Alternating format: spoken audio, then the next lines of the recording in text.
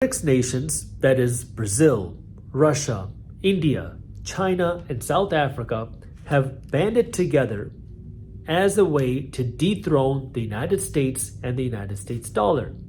But that's nothing new. Welcome to Pegasus versus the World, where we take on challenges, comedy, trending topics, and some travel. City boy! City boy!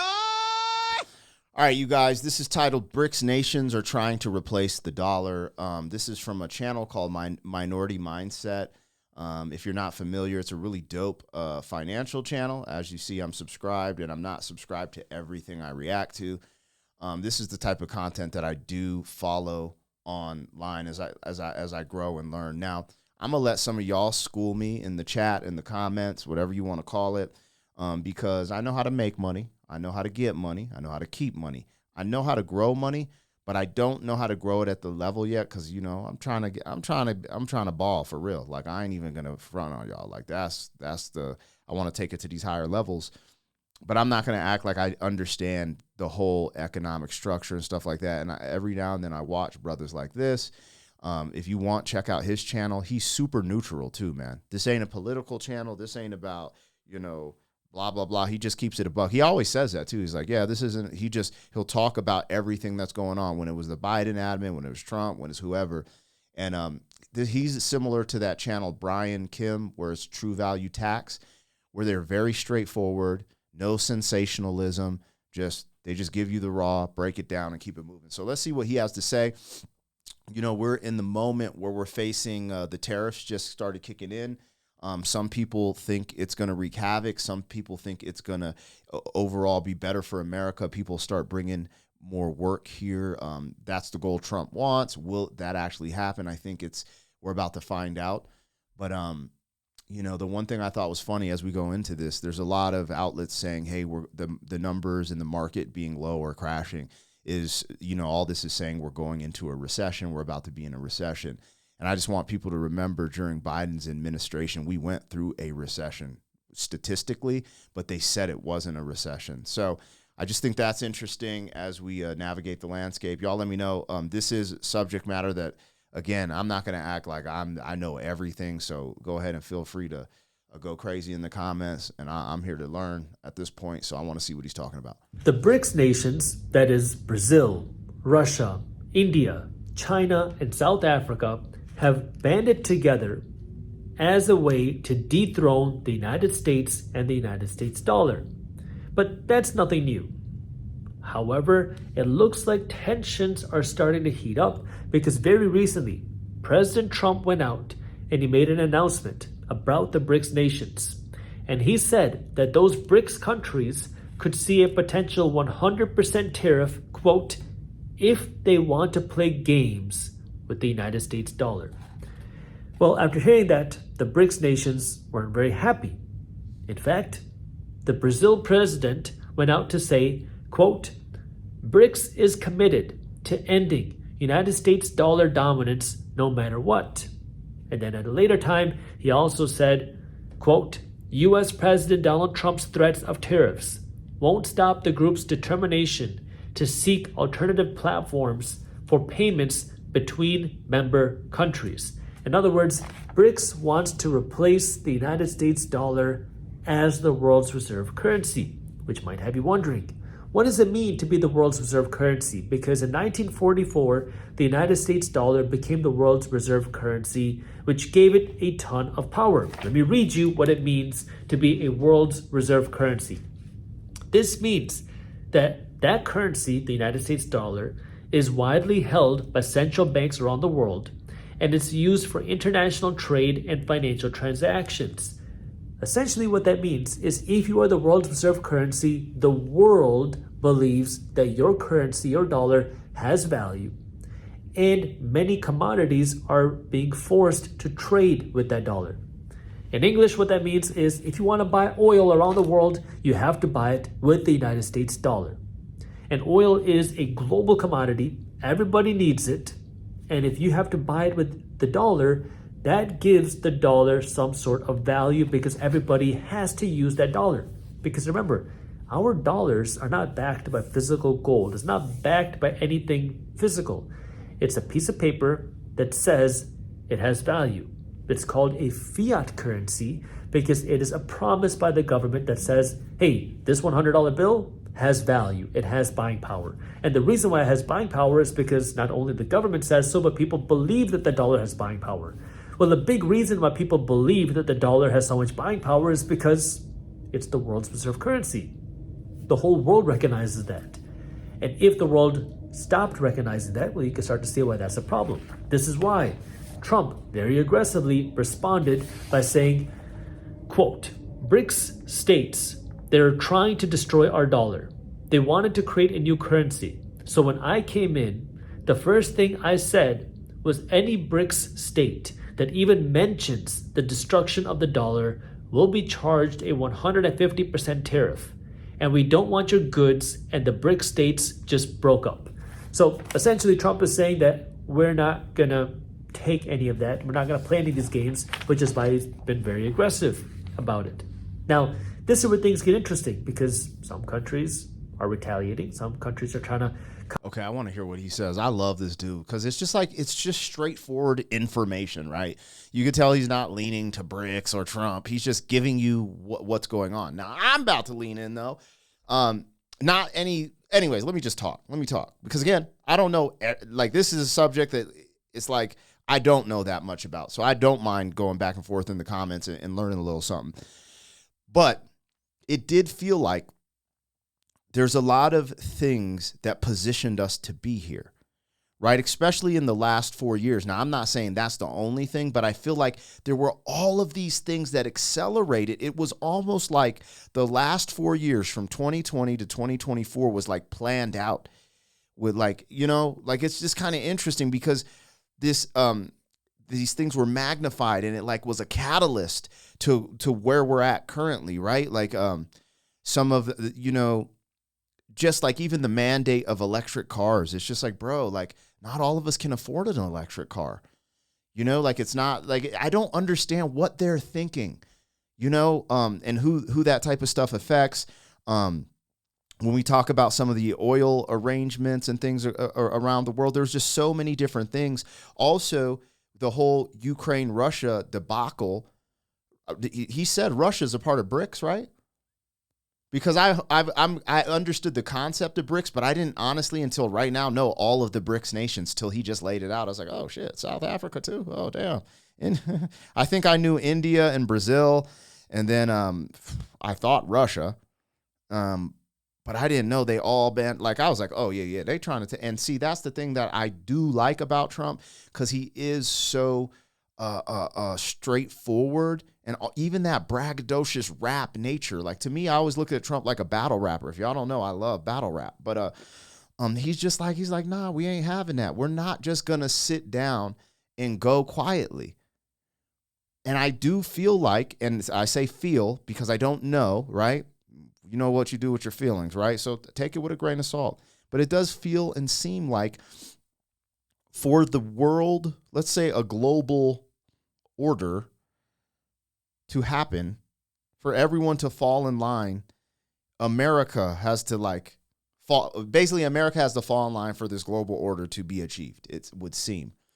It doesn't work with America having global dominance and this belief in freedom. And I know a lot of our freedoms have been snatched from us. We ain't as free as we think. I know that. But the concept is still there and still lives in the hearts of patriotic Americans. And it does seem like there's a lot of interesting things floating around. So I don't know, but I like the way he puts this. And I do, the way Trump engages, I don't know. I don't know what's going to happen. Like there is a part of me that's just like, there's a lot of uncertainty. And you see that in the markets. That's why the stock market, well, as of today, when I'm watching this, stock market's low. Bitcoin has dropped from its 100K to like 80. It might be lower now. I haven't checked it in a day or two.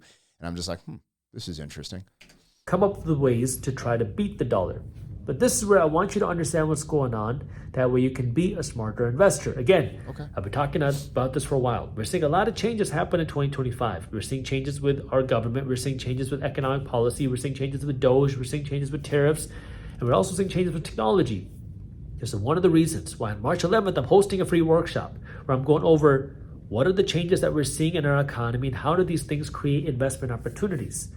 because all of these changes do create an investment opportunity, and that's what I'm going over on this workshop. It's live, it's free. I'm hosting it twice on March 11th, once in the morning at 10:30 a.m. Eastern Standard Time, and again in the evening at 8 p.m. Eastern Standard Time. So if you'd like to join me, you just have to reserve your spot because we have a limited number of spots available. That's just what the software says. And I have the link for you to join down in the description below. But the thing that you want to understand now is, what does this mean for you as an investor? Well, there's a few things. Number one is there are certain assets that move because of this. For example, take a look at gold. We've been seeing gold prices soar in the last 24 months. And part of the reason for that is because the central banks around the world, especially with these BRICS countries, have been buying up gold as a way to strengthen their currencies, as a way to back their currencies. Now, the United States government is still supposedly the largest owner of gold in the world, but you can start to see how things can move based off of these geopolitics. In addition, we've been seeing changes happen in our economy and the stock market because of concerns about tariffs. If there is more move by these BRICS countries and Trump does impose higher or stronger tariffs, well, that can impact the stock market. Not to mention the fact that there could be worries about the strength of the dollar. If you've been taking a look at the bond market at all, you've seen that the bond market has moved quite a bit. Now, when I talk about bonds, I mean lending money to the United States government. This is called a treasury. And this has been known as the risk-free investment. If you read any economics textbook, what it will tell you is that if you lend money to the United States government, you're guaranteed to get your money back because the United States is backed by the full faith and credit of the government, meaning it's backed by the taxpayers and the ability to print money. And so if you lend $100 to the government, you should, in theory, always get that money back plus interest. So lending money to the government is considered a risk-free return. But what we've been seeing is people have been concerned about the dollar. People have been concerned about inflation. People are also starting to get concerned about the stock market, which has been creating a lot of confusion for investors. And at the same time, people are starting to get concerned about the dollar. Now, concerns about the dollar are not new. I want to make sure we're on the same page about this. This is not a new phenomenon that just started 5 years ago. This has been happening for many decades. And there's always been threats because when you're at the top, regardless of what you're doing, people will want to bring you down. And it's the exact same when you are an economy or a country. I'm going to recommend your book here. This is a topic that Ray Dalio, who is the founder of the largest hedge fund in the world, Bridgewater, wrote.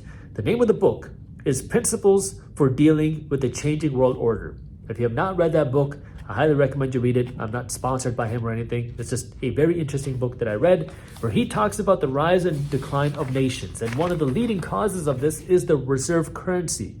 And he goes through centuries of time, talks about how every country, every civilization, every empire goes through the same phases of starting off being innovative, being hardworking, and then as you start to grow, well, you want to grow faster because you love the idea of growing, and that's when you start printing money. And when you start printing money, well, now you can start to grow faster because, well, you are the reserve currency and people believe in the value of that currency, and so people work for that currency, and then the economy grows even faster until you start to see the impacts of inflation, because then people start to doubt the value of that currency because people are working for these dollars, but those dollars are not buying you as much stuff. And that then begins the decline of that currency. And what's interesting is he talks about that there are ways to extend the lifespan of a reserve currency. There are ways to extend the lifespan of an empire, but there is pain associated with that because that means that you might have to reduce government spending. It might mean that you have to reduce certain benefits out there, which means people might not get some income. Interesting. And inadvertently, without saying it, it seems like that's what Donald Trump is currently doing. And I've always read, and I'm familiar with Ray Dalio's work. I've seen and gone over the summary of what he's talking about because I'm one of those people, like, I will try to listen to audiobooks, but I'm moving and shaking at a certain pace where I need to dive into books a little more, but I'll go and get a 30-minute summary of like a 5-hour book and try to digest it and utilize components of it for what I can. So I'm familiar with Ray Dalio's work. But what I was getting at is it is interesting because I always heard that the deficit spending quantitative easing. There's these unique things going on, and they just keep doing it to make us feel comfortable, happy, like, oh, everything's going to work out. We balling, the economy's good. And it's an illusion. It's an illusion, and it's this bubble growing. And when the bubble pops, there will be pain. And I don't think, and there, things have to kind of like course correct, and people don't really understand forward to get the real correction to get America on the right path so we can, be strong for a longer period of time. It will take pain from all of us. And that's what's interesting. And I think Trump has put himself in a unique position because in his first term, the economy was so dope. Everyone, now is voting for that. And I don't think to get to where we truly need to get as an ecosystem and economy in America, we are going to have to go through some pain because of all the bullshit that has been done, including in his first admin. There was a lot of spending in his admin too. So it's like all of them together, there has to be this like tight squeeze to get us to onto the right path. And a lot of people aren't going to understand that because they were like, yo, Trump's going to get the economy back, which I think in the future it will. It will not happen. I don't think this year. I think this year, it might be a little bit of pain. That's just what I think. I don't know. So anyways, what he's saying, I'm really enjoying the information I'm taking in. I'm going to let it play for a little bit longer, but this video is getting kind of, long, but this is valuable information. I feel like he's spitting, like he's cooking. He's so just laid back, but he's really cooking. Which is painful. But this is the same pattern that we've seen play out time and time again. And what he says is that the average empire, that churn lasts somewhere between 50 to 100 years. Well, the United States dollar became the world's reserve currency in 1944. So we're not at 100 years yet, but you can start to see how the United States empire is starting to get a little bit older, which has some people concerned. Now, the other part to this that you want to understand really has to go to a little bit of history. Because if we take a look at how our economy and how our money has evolved, well, it's interesting on one hand, but it also helps you understand what's going on with our money today, because our economy really shifted in 2 years. The first year was 1913. 1913 was interesting because that was when our central bank, the Federal Reserve Bank, was created. They had the power to essentially print money. I mean, it's called monitoring the monetary supply, but in essence, it's printing money to lend to the United States government. But what's interesting about that time is that back then, if the Federal Reserve Bank wanted to print more money, they needed to see more collateral at the United States government. And this collateral was physical gold. But then in the early 1970s, that changed because in 1970, 1971, the United States government had a lot of debts that they needed to pay back, but they didn't have the money to pay those debts. Now, remember what I said just a couple of minutes ago. The United States government is supposed to be a risk-free investment, that you can lend money to the United States government and always get your money back. So if the United States government were to default, that would create panic around the world. Remember, they're the world's reserve currency. And so to prevent that panic, then President Richard Nixon in 1971 temporarily took the dollar off of the gold standard.